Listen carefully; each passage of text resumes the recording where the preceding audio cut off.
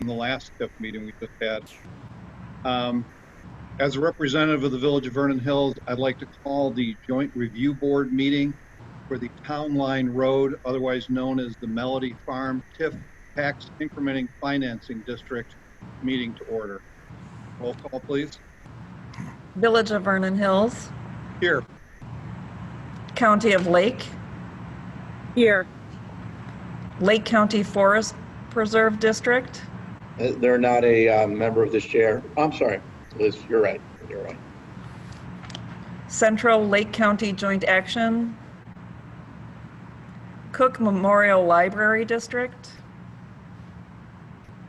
Community College District 532. Libertyville High School District 128. Hawthorne Community Consolidated School District 73. Sir, I think you're muted. Pete, you're muted. Here. Vernon Hills Park District. Here. Countryside Fire Protection District. Here. Department of Commerce and Economic Interest. Libertyville Township. Here. Libertyville Township Road and Bridge. Community member. Here. Okay, thank you very much. We need a motion to appoint a chairperson for the duration of this meeting. Make a motion to make that the village manager, Mark Fleischauer. A second, Libertyville Township. I have a motion and a second. If there's no further discussion, all signify please by saying aye. You know, Mark, given the number of people at this meeting, I think a roll call would be more appropriate. Okay, roll call vote, please. Village of Vernon Hills. Yes. County of Lake. Yes. Lake County Forest Preserve District. Central Lake County Joint Action. Cook Memorial Library District. Community College District 532. Libertyville High School District 128.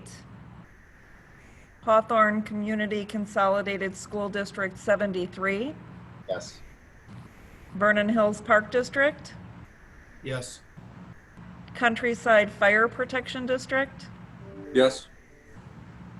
Department of Commerce and Economic Interest. Libertyville Township. Yes. Libertyville Township Road and Bridge. Community member. Yes. Okay. The next item on the agenda is the annual review of performance, which is why we're all here. And for that, I'd like to turn that over to our Chief Financial Officer, Kyle Craddy, for his report. Good evening, everybody. On the website, as well as was mailed to you, you have two reports. One is the annual comptroller's report that was filed with the state, as well as the audited financials report from Sikich, who performed the audit on this TIF. I was going to run through real quickly the financial highlights. So I wanted to point your attention to page 3 of the comptroller's report. That, if you look at page 3, looks at your revenue sources that look at both this reporting year, which just as a reminder, this is May 1st, 2018 through April 31st, 2019, or April 30th, 2019 is your reporting period for this time period. And so it obviously shows you your tax increment received during this time period at $626,276. It does have a little bit of interest received on money in this TIF, and then also has transfers in from municipal sources, which is a transfer from the Village of Vernon Hills. In terms of expenditures, I will draw your attention to page 5 of the report. So this, on page 5, you have $4,649,667. These payments were for the developer to the developer for 2 outlots associated with the Mellody Farms Mellody Farms, as well as the debt or the bond payments associated with the $20 million that was issued as part of this TIF. So that's the highlights within the comptroller's report. Within the reporting from Sikich, I will turn your attention to page 4 of the report. For the most part, you will notice that the revenues and expenditures match from report to report. What I wanted to report on, however, was the fund balance in this TIF as of the end of April 2019 sits at $2,890,648. So that's the financial highlights for the Mellody Farm TIF for that fiscal year. I'm available for any questions you may have. Does anyone have any questions for Kyle? Lake County has a couple questions. Okay. Go ahead. Thank you, Chair. So I was looking at the report, and the report is through February. I was just wondering why it took so long to get everybody together to do this. I don't know if there's anything in the statute that says how many days, but I was curious what the delay was for. I could say from the financial perspective, we have had a little bit of a turnover in staff. So that is why we have had kind of a slow opportunity to get everyone together. I could personally say that I've been in this position now for about 4 months. And so one of my goals was to make sure that we got this reporting done. We will be doing the next fiscal year, probably, I believe, in the month of January is our goal, is to get the FY 19-20 reporting out to you guys probably in January. Thank you. And then I was curious if there was some optical information that can be disclosed on the ATRs and why the village elected not to disclose it, regardless of the project size. With the financial commitment that the village made, shouldn't we get as much information as possible? Just something, for example, like how many jobs were created by this project?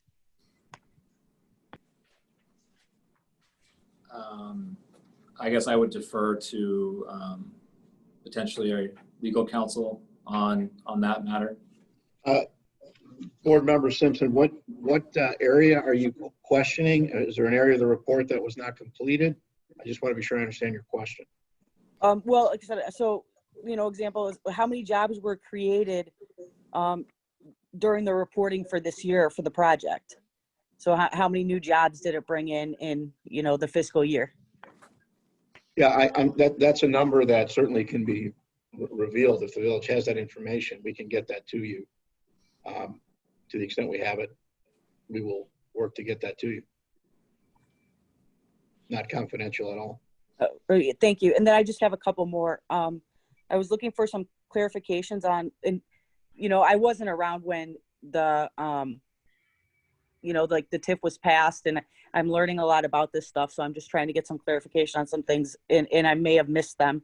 I was looking for clarification on the structure of the deal. I thought I saw the village was contributing 20 million, which was my understanding. And then the developer was only contributing 28 million. And I was wondering what the developer's return on investment was. Well, the deal predated my work as village attorney, but I can tell you this, that the project, the village's contribution was 20 million based on my review of the RDA that was prepared. But the overall construction of that project was well over $100 million. So I'm not sure, you mentioned the developer only contributed 28 million. The developer had to spend the balance to build the project. So I think the overall TIF incentive, and Mark can probably fill in a little bit better, was about 18% of the overall construction, which is within the norm of these types of larger deals. As far as return on investment, I don't have that information, but the project in and of itself was probably well over $120 million to build. Because this might be outside the scope of this. Like I said, I'm not really sure, because I had some concerns that the Focus, which is the Atworth now, I think was already sold. So they were, paid a hefty sum to develop it and turned it over right away and, sold it at full value. So they kind of got paid twice. But I can move on. Do we know if the EAV collected was in alignment with projections for the year when the project was started? Kyle, do you have that information? I certainly don't at this point. I do not have it offhand. I can send it out. I can look for that and send it out to the group. Yeah, and none of us here were part of that were part of the creation of that TIF. So that's one of those things that I don't think anyone here has those numbers right off the top of their head. We'd have to look and research that. Okay, that's fine. Thank you. Then I have one other question. In the reporting, there was 1.6 million transferred from the general fund in that fiscal year reporting. What was that from? Mark, was that relating? I believe that was relating to the two. I'm sorry to interrupt you. Oh, no, it was just 1.06. I misspoke. I'm sorry.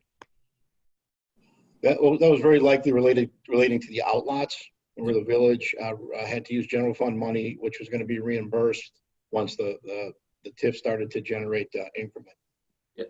The 1 million of that was that, and then the other, I believe, 62,000 was the village's 10%, since the village does not have municipal property tax, their contribution towards the TIF. Yeah, that's correct. Part of the agreement is there were two $1 million payments that came out of the village's general fund for two of the buildings, the outlot buildings, when they were substantially completed core and shell. One was Lazy Dog and the other was Shake Shack. When those were completed, there was a $1 million payment as part of the incentive package paid to the developer for each one of those buildings for a total of $2 million. And Board Member Simpson, I can get you a copy of the RDA if you'd like for Mellody Farms. I can send that to you as well. Yeah, that would be appreciated. And, again, like some of my questions might be because this is my first time doing this and I'm just trying to have it all make sense. So. Yep, understood. I just had Be one. sure you get a copy of that. Thank you. And that's all my questions. I just had one question. This might be premature, but in looking at you have the Mellody Farms TIF and then the potential of the Hawthorne Mall TIF, and I've noticed that it's the Mellody Farms TIF is contiguous with the Mellody Farms. Have there been any preliminary discussions about the potential of and I know you can do this, but like transferring of funds from Mellody Farms, anything that's not earmarked towards Mellody Farms improvements and funneling it over to the Hawthorne Mall TIF? That hasn't been, it's certainly allowed by statute, but in terms of what we're looking at, that hasn't been really definitively resolved at this point, Pete. That could be a possibility, but it's certainly not something that has been resolved yet as of yet.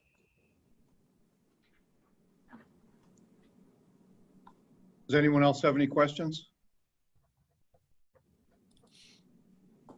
Okay, then moving to the next item, this is an ad hoc item, is allowing any input.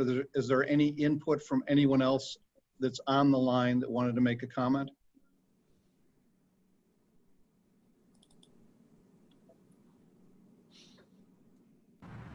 There is no one on the line.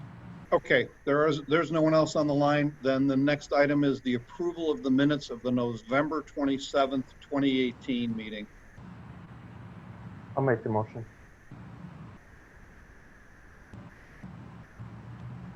Is there anyone else in attendance besides me that was at that meeting? Me. Second. Yeah. Okay, we have a motion and a second. Roll call, please. Who was the second, please? Vernon Hills Richwood. Park District. And then roll call, please, when you get a chance. Village of Vernon Hills, Yes. County of Lake, Abstain? Lake County Forest Preserve District, Central Lake County Joint Action, Cook Memorial Library District, Community College District 532, Libertyville High School District 128, Hawthorne Community Consolidated School District 73, Same. Vernon Hills Park District, Yes. Countryside Fire Protection District, Abstain as well? Department of Commerce and Economic Interest, Libertyville Township, Yes. Libertyville Township Road and Bridge, community member. Yes. Okay, motion carries. Last item of business is a motion for adjournment. Motion by Lake County. A second by Libertyville Township. We have a motion and a second. All in favor signify by saying aye. Aye. Aye. Aye. Aye. Anyone crazy enough to oppose?